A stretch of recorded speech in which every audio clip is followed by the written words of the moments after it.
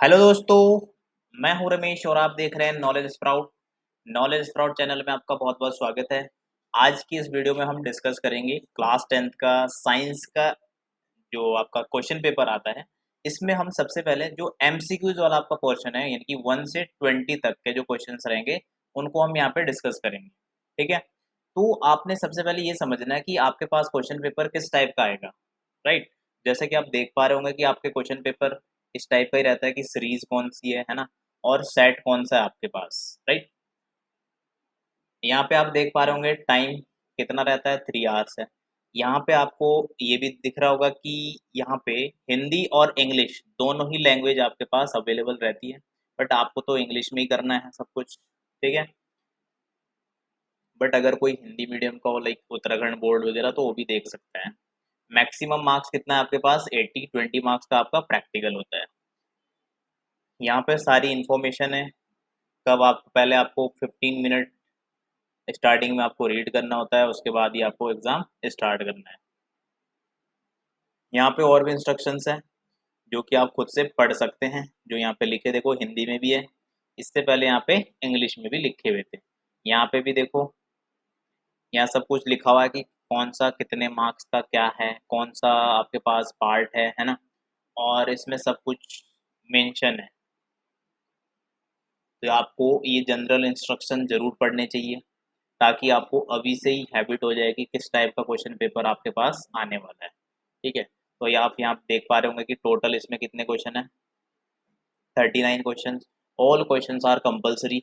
ए B C D E, यहाँ पे आपके पास सेक्शन कितने हैं, 5। A B C D E, section A में क्या है, question number 1 to 20 are multiple choice question, जो कि आज का हमारा मेन टॉपिक है। यानी कि 1 से लेकर 20 तक ही हम आज डिस्कस करेंगे इस वाली वीडियो में। ठीक है, सेक्शन बी में आप देख पा रहे होंगे 21 से 26 are very short answer type questions. Each question carries 2 marks. Answer to these question should be in the range 30 to 50 words. अब देखो जो इसने यहाँ पे लिखा है ना 30 to 50 वर्ड्स, ये आपके लिए बहुत ज़्यादा इंपॉर्टेंट रहता है, क्योंकि बहुत सारे स्टूडेंट ऐसे होते हैं 2 मार्क्स में भी बहुत सारा लिख दिया, तो ऐसा नहीं करना है। जितना इसने बोला है उतना ही लिखना है, कि 30 to 50 वर्ड्स बोला तो उतना ही लिखना है। ठीक है, सेक्शन सी आप देखो यहाँ पे, तो यहाँ पे इसने बोला कि 27 से 33 are short answer type question. Each question carries 3 marks. अब जो 3 मार्क्स वाला है इसमें कितना लिखना है आपको, 50 to 80 वर्ड्स। ठीक है, अगला है सेक्शन डी, यहाँ पे आपको बोला है 34 to 36 are long answer type question. तो लॉन्ग में कितना बोला है इसने, 80 to 120 words.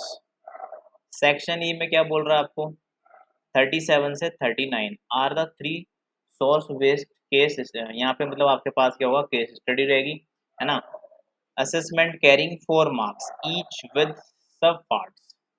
There is no overall choice, however an interval internal choice has been provided in some section. Only one of the alternative has to be attempt in such questions. तो यहाँ पे आपके पास जो भी इंस्ट्रक्शंस है मैंने आपको पढ़ के बताए, आप इनको एक बार खुद से भी रीड कर सकते हैं। तो आप देख पा रहे होंगे कि यहाँ पे मैक्सिमम मार्क्स आपके, यानी कि हाईएस्ट 5 मार्क्स का ही आपका क्वेश्चन बन रहा है। 5 से ऊपर का कोई आपके पास क्वेश्चन नहीं बनता, कि जैसे कोई 6 मार्क्स 7 मार्क्स, ऐसा कुछ नहीं है। 5 मार्क्स हाईएस्ट है। ठीक है, लोएस्ट 1, तो 1 से लेकर 5 मार्क्स। 1 मार्क्स का भी क्वेश्चन है आपके पास, 2 का, 3 का, 5 का और 4 का। और यहाँ पे इन्होंने ये भी बता दिया है कि 2 में कितने मार्क्स, मतलब जो 2 मार्क्स का है इसमें कितने वर्ड्स लिखने हैं आपको। ये नहीं कि अपने मर्जी से कुछ भी लिख दिया, वैसा नहीं करना। 30 to 50 वर्ड्स बोला। ठीक, और अगले में अगर इस यहाँ पे 3 मार्क्स का है तो वहाँ पे 50 से 80 के बीच। और डी में देखो इसने लिखा है यहाँ पे अगर 5 मार्क्स का है और वो थ्योरेटिकल है, समझ रहे हो सकता है कि भाई वहाँ पे क्या कहता है कोई न्यूमेरिकल है, वो एक अलग बात है। बट अगर आपको थ्योरी लिखनी पड़ रही है तो इसने आपको बोल दिया कि 80 to 120 वर्ड्स ही होने चाहिए, उससे ज़्यादा नहीं होने चाहिए। ठीक, तो अब हम सेक्शन ए पे जाते हैं। आप फर्स्ट क्वेश्चन रीड कीजिए। फर्स्ट क्वेश्चन क्या बोल रहा है, when 2 millilitre of sodium hydroxide solution is added to few pieces of granulated zinc in a test tube and then warmed, the reaction that occurs can be written in the form of balanced chemical equation as। तो ये आपसे क्या पूछ रहा है, ये बोल रहा है कि आपके पास सोडियम हाइड्रोक्साइड है, ठीक है? तो सबसे पहले आपको सोडियम हाइड्रोक्साइड का फ़ॉर्मूला पता होना चाहिए। तो जैसा कि आप यहाँ देख पा रहे होंगे 4 ऑप्शन हैं। तो ये सोडियम हाइड्रोक्साइड का ही फ़ॉर्मूला है NaOH, ठीक? तो ये तो आपको समझ में आ गया होगा कि भाई NaOH किसका फ़ॉर्मूला होता है? सोडियम हाइड्रोक्साइड का, ठीक है? तो चारों ही ऑप्शन में है सोडियम हाइड्रोक्साइड। अब इसने क्या बोला कि जिंक के साथ रिएक्शन करानी है। जिंक के साथ रिएक्शन करानी है इसने बोला, और फिर the reaction that occurs can be written in the form of a balanced chemical equation, और जो इक्वेशन आप लिखोगे वो बैलेंस भी होनी चाहिए, ठीक है? तो आप इसको देखोगे कि बैलेंस कौन सी इक्वेशन है। तो सिंपल सी बात है, जब सोडियम हाइड्रोक्साइड जिंक के साथ रिएक्शन करेगा तो क्या बनाएगा? Sodium zincate. तो सोडियम जिंकेट का फॉर्मूला क्या होता है? Na2ZnO2, ठीक, और प्लस H2। तो यानी कि ऑप्शन नंबर बी आपके पास यहाँ पे क्या होगा? सही आंसर होगा। तो आप किस पे टिक करते हैं यहाँ पे? ऑप्शन नंबर बी पर, ठीक है? अगला है आपके पास select from the following decomposition reaction. अब डिकम्पोजिशन रिएक्शन सबसे पहले आपको पता होनी चाहिए, हमने फर्स्ट चैप्टर में पढ़ रखा है। तो डिकम्पोजिशन का मतलब क्या हुआ कि कोई एक आपके पास प्रोडक्ट होगा, ठीक है? उसको आप हीट प्रोवाइड कर रहे हो और वो क्या कर रहा है? एक या एक से अधिक, हाँ, क्या कहते हैं, प्रोडक्ट में ब्रेक हो जाएगा। तो देखो यहाँ पे सारे ही हो रहे हैं, ये भी हो रहा है, ये भी हो रहा है, ये भी हो रहा है, ये भी हो रहा है। बट ध्यान रखना इसने कौन सी वाली बोली? इसने बोला select the following decomposition reaction in which source of energy for decomposition is light, जिसमें आपको डिकम्पोज करने के लिए लाइट होनी चाहिए। मतलब सोर्स क्या होना चाहिए डिकम्पोज के लिए? लाइट, क्योंकि हम हीट भी तो प्रोवाइड करा सकते हैं। जैसे हम लगा नहीं देते ऐसे डेल्टा लगा देते किसी ऊपर की, मतलब हमने यहाँ पे हीट प्रोवाइड करी। तो यहाँ पे इसने ये बोल दिया है कि भाई देखो, डिकम्पोजिशन तो इसमें सब में हो रहा है, इसमें भी हो रहा है, इसमें भी हो रहा है, इसमें भी हो रहा है, इसमें भी हो रहा है। बट इसने बोला कि लाइट के प्रेजेंस में अगर डिकम्पोजिशन करना हो तो कौन सा ऑप्शन सबसे बेस्ट है इन तीन चारों में से? तो हमको पता है कि जब AgBr की रिएक्शन सनलाइट के प्रेजेंस में होती है, ठीक है, तो आपके पास क्या बनता है? Ag+Br। तो ध्यान रखना लाइट के प्रेजेंस में हमेशा कौन सी होती है? ऑप्शन नंबर सी, ठीक है? यानी कि AgBr गिव्स आउट Ag+Br2। तो ये आपको ध्यान रखना है अच्छे से। Question number 3। अब ये हिंदी में लिखा हुआ है, तो जो हिंदी वाले स्टूडेंट है वो यहाँ से हिंदी में देख सकते हैं। तो मैं तो इंग्लिश वाला निकाल रहा हूँ। तो ये रहा, यहाँ पे आपसे क्या पूछा गया है कि a metal and a non metal, a metal and a non metal that exist in a liquid state. अब ये बात आपको ध्यान रखनी पड़ेगी कि लिक्विड स्टेट में कौन एग्जिस्ट करता है। अब मेटल एक होनी चाहिए, उसमें से मेटल, और एक होनी चाहिए non metal. Liquid state at the room temperature are respectively. अब देखो यहाँ पे, तो देखो ये तो सबको पता है कि भाई मरकरी तो होता है, रूम टेम्परेचर पे लिक्विड रहता है, ठीक है? अब ये तो हो गया आपका, इसने बोला कि भाई एक मेटल, तो मेटल तो हमने आइडेंटिफाई कर लिया, ठीक है? दूसरा ये बोल रहा है कि नॉन मेटल भी होना चाहिए, तो जैसे ऑप्शन नंबर ए है, ठीक है, इसने लिखा रखा ब्रोमाइन एंड मरकरी। अब यहाँ पे आपको ये ध्यान रखना है कि इसने पहले बोला मेटल। अब ब्रोमीन तो आपको पता है कि भाई ये मेटल नहीं होता है, ये नॉन मेटल होता है।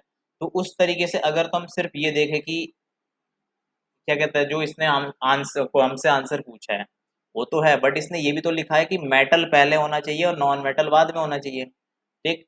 तो ऐसी गलती मत करना कि जल्दबाजी में ए लगा दिया, नहीं। पहले देखना कि मेटल स्टार्टिंग में होना चाहिए, तो इसका मतलब मरकरी पहले होना चाहिए। तो ये तो आंसर नहीं हो सकता, ये भी नहीं हो सकता, इसका मतलब इन दो में से कोई एक आंसर हो सकता है, ठीक है? तो मरकरी और मरकरी एंड ब्रोमीन, या तो आयोडीन या फिर ब्रोमीन। तो हमको पता है कि रूम टेम्परेचर पे लिक्विड कौन होता है? Mercury and bromine. तो ये आपकी मेटल है मरकरी, और ब्रोमीन आपकी क्या है? नॉन मेटल है। तो आपको ध्यान रखना option number C is the right answer. अब आपके पास है option number 4, oh sorry, question number 4। Question number 4 क्या पूछ रहा है? Carbon compound. कार्बन कंपाउंड क्या होते हैं इसके बारे में आपके पास यहाँ पे कितने ऑप्शन दे रखे हैं? यहाँ पे आपको दे रखे हैं 4 ऑप्शन, 4 ऑप्शन दे रखे हैं, ठीक है? अब आपसे पहला ऑप्शन क्या पूछा गया, इसने बोला कि are good conductors of electricity, मतलब ये बोल रहा है कि कार्बन कंपाउंड जो होते हैं ये क्या होते हैं, गुड कंडक्टर्स होते हैं, पहला।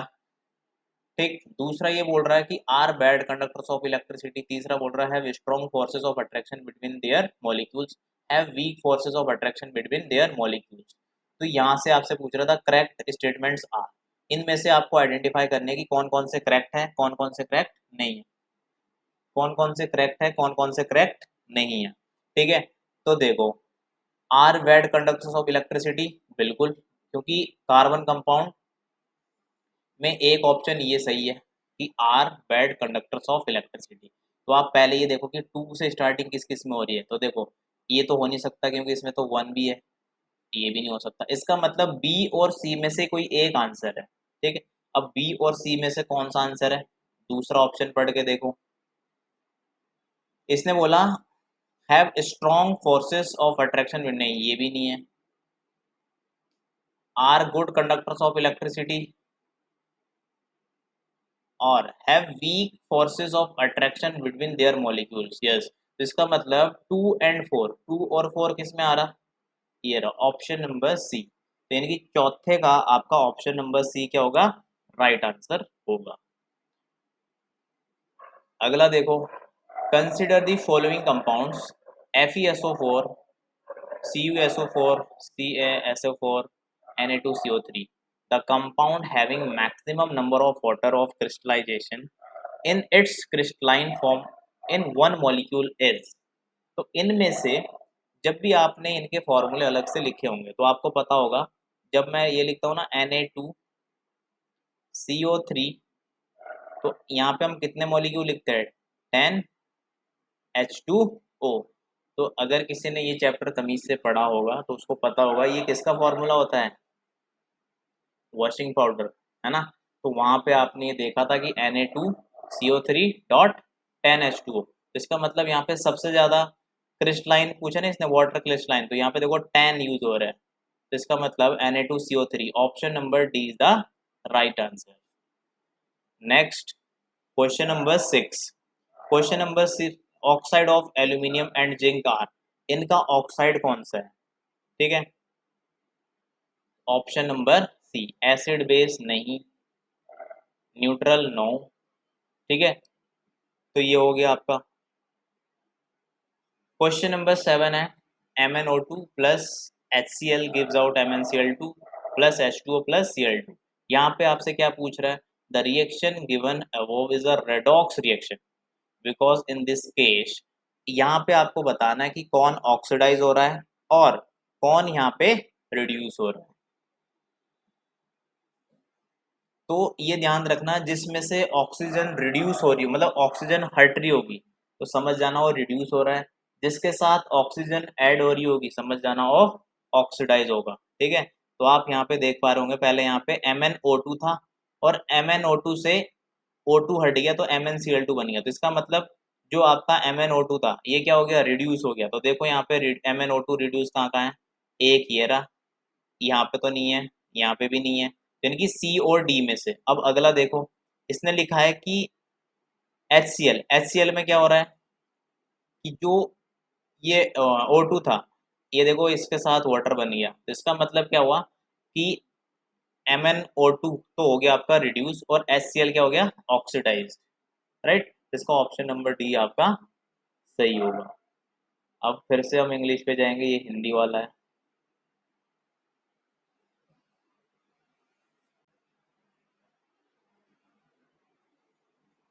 ज्यादा ही नीचे आ गया भाई, क्वेश्चन नंबर 8 होना चाहिए ना, 8 8 8 8 8 8, हाँ ये रहा।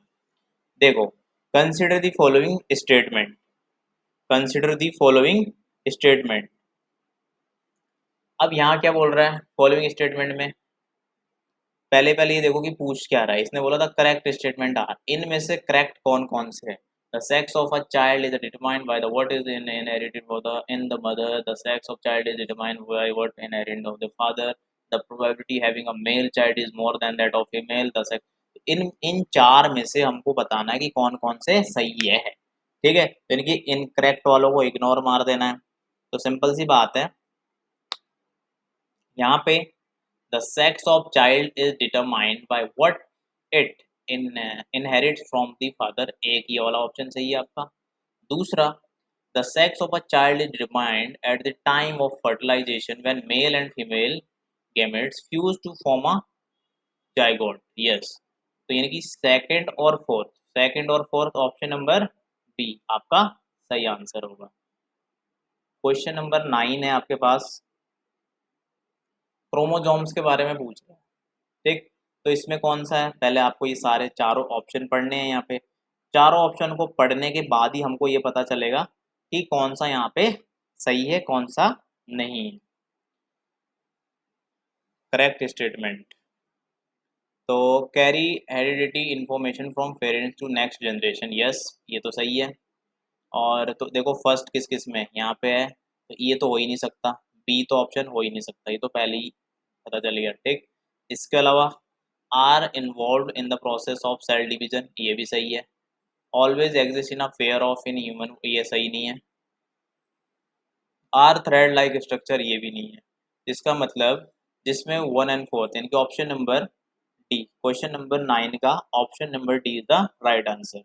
अब आप देखोगे क्वेश्चन नंबर 10, क्वेश्चन नंबर 10 में क्या बोल रहा है, a nerve cell the side where the electrical impulse is converted into a chemical signal is known as, तो एक्सॉन है, डेंड्रिट और न्यूरोमस्कुलर जंक्शन है, सेल बॉडी है, चारों में से कौन सा ऑप्शन सही है। ठीक है, तो जहाँ पे आपका इसने पूछा nerve cell the site where the electrical impulse is converted into chemical signal, तो ये होता है आपका न्यूरोमस्कुलर जंक्शन। अब क्वेश्चन नंबर 11, क्वेश्चन नंबर 11 में क्या बोला इसने, आइस्टोमेटा क्लोज वैन, तो इसका है आपका 11 का unneeded carbon dioxide photosynthesis it generations water flows into the guard cell, तो यहाँ पे आपके पास option number C is the right answer, यानी कि इसमें 2 और 3 ये दोनों सही है। ठीक, नेक्स्ट आपसे पूछा है what distance from convex lens should an object to be placed to get an image of the same size as that of the object on screen, तो क्वेश्चन नंबर 12 का सही आंसर आपके पास क्या होगा कि जब आपके पास at twice the focal length of the length, यानी कि ऑप्शन नंबर सी। ठीक है, आपको ये पता भी होगा एफ इज इक्वल टू क्या होता है, R/2।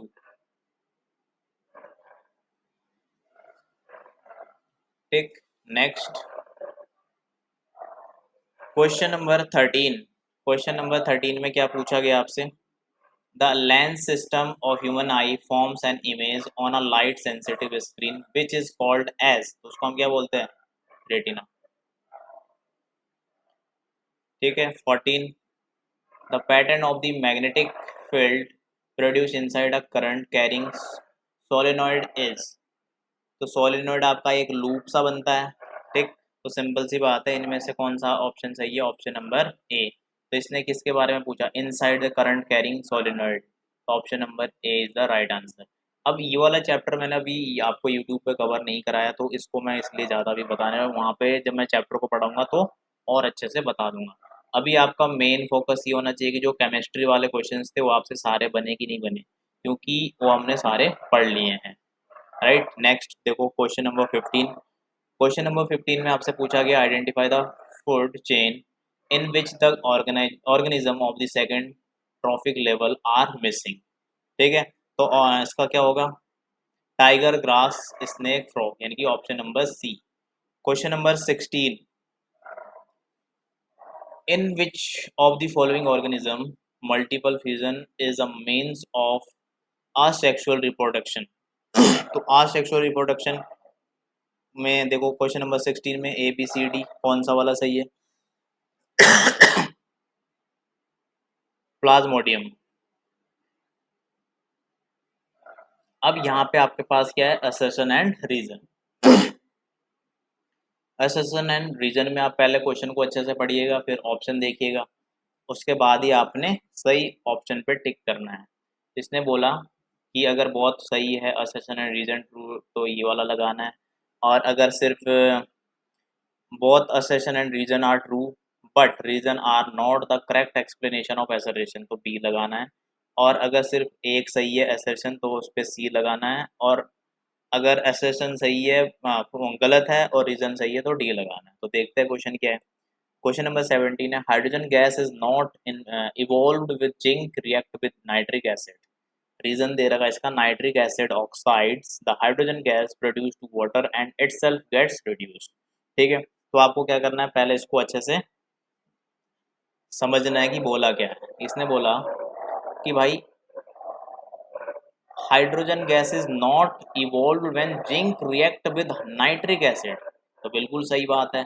Nitric acid oxides, nitric acid पता होना चाहिए आपको HNO3, nitric acid the hydrogen gas produce to water and itself gets reduce, तो सही बात है। यानी कि एसर्शन और रीजन ए और आर दोनों सही है और एक्सप्लेनेशन भी इसकी सही है, तो option number A, both A and R true and R is the correct explanation of A, तो ऑप्शन नंबर A। क्वेश्चन नंबर 18, 18 में देखो, accumulation of harmful chemicals is maximum in organism at the highest trophic level of the food chain. Harmful chemicals are spread on the crops to protect them from the disease and pests। तो यहाँ पे आपको देखो कि ये तो दोनों सही है, assertion and reason, but R is not the correct explanation of the A, यानी कि ऑप्शन नंबर बी। तो पहले का हो गया ए 17 का, ठीक है, और 18 का क्या हो गया, बी। तो ध्यान रखना 18 का क्या है, बी। अब आगे देखते हैं 19, 19 में क्या बोल रहा है, 19 में बोल रहा है कि the rate of breathing in aquatic organism is much faster than the terrestrial organism. The amount of oxygen dissolved in water is very high as compared to the amount of oxygen in air। ठीक है, तो यहाँ पे इसके जो answer हो आपको यहीं से देखने हैं।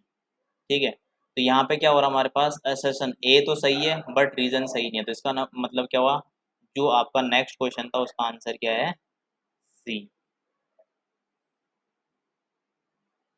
तो यानी कि इस वाले का option number C is the right answer. 20 यानी कि लास्ट क्वेश्चन, इसमें भी क्या है, the rainbow is a natural spectrum of sunlight in the sky. ठीक है, rainbow is formed in the sky when the sun is overhead, नहीं ये गलत है भाई। ठीक है, तो इसमें क्या करोगे, 20 का भी ऑप्शन नंबर सी, तो ऑप्शन नंबर सी इसमें भी होगा, क्यों, क्योंकि यहाँ पे भी क्या है कि A is true but reason is false. ठीक है, तो ये हमने जो आपके पास 20 MCQs थे इनको डिस्कस किया। अगर आपको वीडियो पसंद आया होगा तो लाइक शेयर और सब्सक्राइब जरूर कर दीजिएगा। थैंक यू सो मच, मिलते हैं नेक्स्ट वीडियो में, तब तक के लिए कीप लर्निंग कीप ग्रोइंग।